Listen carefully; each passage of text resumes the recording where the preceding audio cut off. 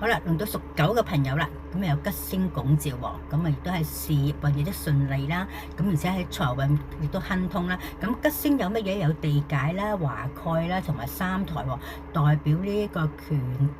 權力你都會遞增嘅，咁才華咧亦都洋溢嘅。咁而空星方面有飛符啦，有五鬼啦，有官符啦，同埋年符啊，亦都代表咧亦都多咗好多小人喎。咁五鬼咧代表咧都會有破財啊嚇，或者係會有一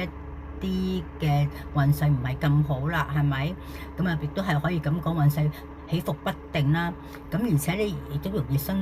產生呢一個孤獨嘅感覺嘅，咁啊可以不妨同多啲朋友嘅活動啦，咁樣啦，係咪可以出去行下啦，咁樣啦，咁啊要吸收多啲嘅正能量啦。咁而幸運生肖方面咧係屬虎喎，咁可以多同屬虎嘅朋友一齊啦，咁可能亦都係對你帶嚟好運嘅。咁而幸運顏色咧就係都同樣都係啦，有青色同埋黃色同埋綠色嘅，咁可以戴下金髮晶啦咁樣。咁而喜歡戴飾物嘅嘢咧都可以戴啲金髮晶啦，又或者呢一個中意合香珠嘅話，如果係戴青色嘅話，就有呢個